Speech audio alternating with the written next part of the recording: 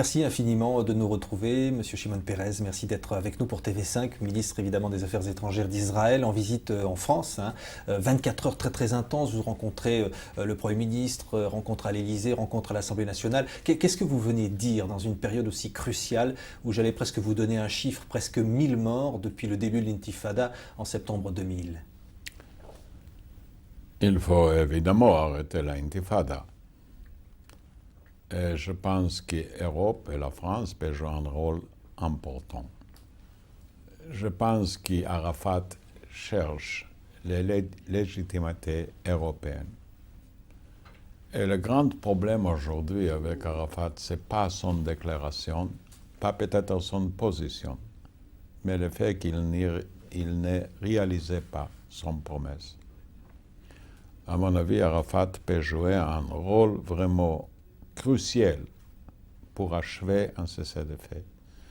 Et un cessez-le-feu, c'est la première condition pour rénover les négociations politiques. Ouais, vous pensez que Yasser Arafat n'a pas la possibilité d'instaurer ce cessez-le-feu? Il en a la volonté, d'après vous? À mon avis, c'est plutôt la volonté que les capacités. Il est un petit peu hésitant parce qu'il cherche des choses qui ne marchent pas ensemble. La sympathie européenne, ou la légitimité européenne, et la popularité chez lui dans la maison. Et chez lui dans la maison, le monde est divisé. Il y a au minimum 4 organisations de terreur, chaque an tirées à son direction, vers une autre direction. Et aussi pour le destin palestinien, il faut que M. Arafat contrôle tous les armes. Ouais. Mais qu'est-ce que vous lui dites à Yasser Arafat? Parce que là, vous avez enfin renoué le contact. Exactement la même chose voilà. que je dis à vous. Mais on dit que c'est des rencontres un peu protocolaires, c'est ce qu'on dit dans la presse israélienne, que vous n'allez pas au fond avec lui, que Ariel Sharon ne veut pas que vous alliez plus loin avec lui, il ne veut pas reprendre de vraies négociations. En vérité, il y a un problème. Parce que chaque réunion avec Arafat crée beaucoup d'expectations, beaucoup de drames. À l'événement, tout le monde trouve que rien n'arrive pas. Et ça crée une mauvaise volonté chez nous. Comme ça, je vais économiser notre réunion. Il faut préparer chaque réunion qui produit quelques résultats pour la paix, pour le cessez-le-feu. Ça veut dire que vous n'allez plus le rencontrer dans l'immédiat avant d'avoir des conditions qui permettent d'avancer? Oui, nous avons un problème à chaque place où nous sommes ensemble. Le Premier ministre ou le leader local veut agir en réunion. Les politesses diplomatiques demandaient que moi, je dis oui. Mais ces réunions, c'est peut-être une discussion de caractère général, pas une négociation.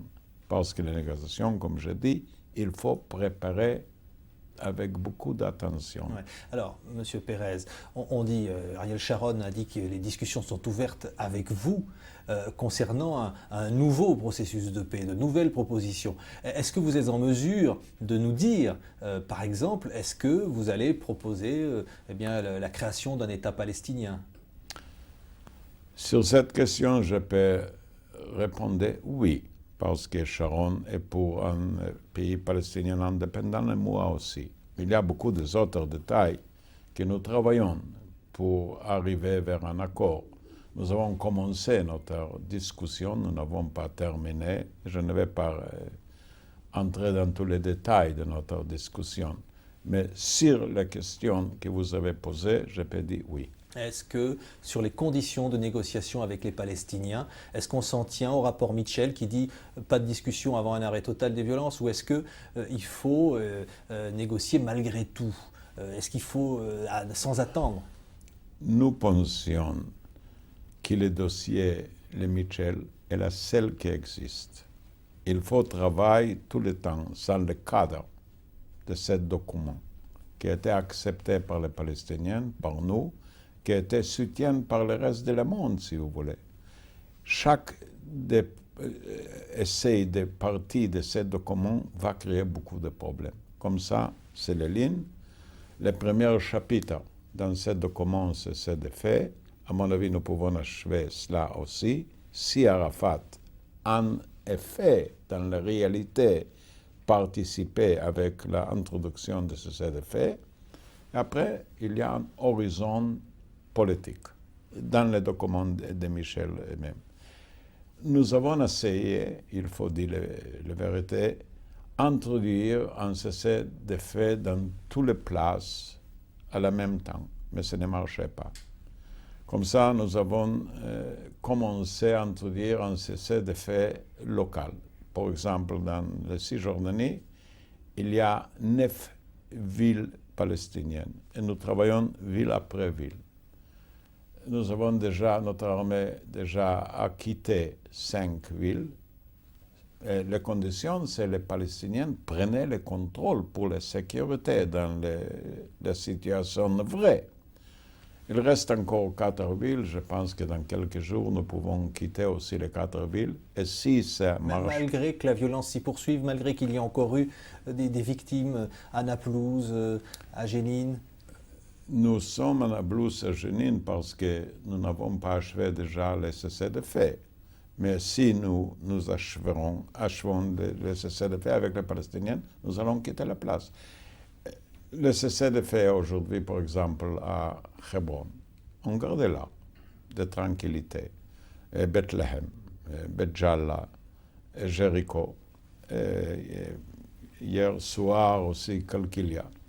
Et Jénine et Nablus attendent de tranquillisation locale de leur place avec l'aide et la participation palestinienne. Vous êtes favorable, est-ce que M. Sharon aussi, au démantèlement de certaines colonies juives? Nous avons d'accord pour arrêter d'établissement de colonisation nouveau. Sur les colonies, sur les implantations qui existent, il faut chercher une solution.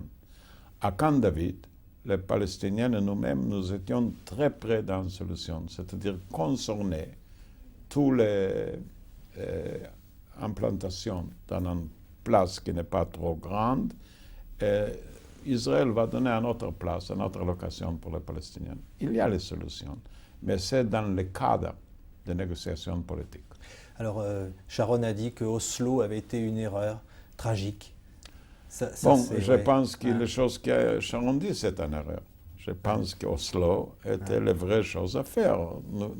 Nous avons les vies différentes. Jamais je n'ai dit une autre chose. Sharon est au courant avec mon avis. Elle m'a demandé, pas parce que je l'ai dit, j'allais divorcer mon avis. Au contraire, c'est clair pour lui que j'ai essayé de faire tout ce que je peux pour réaliser les choses.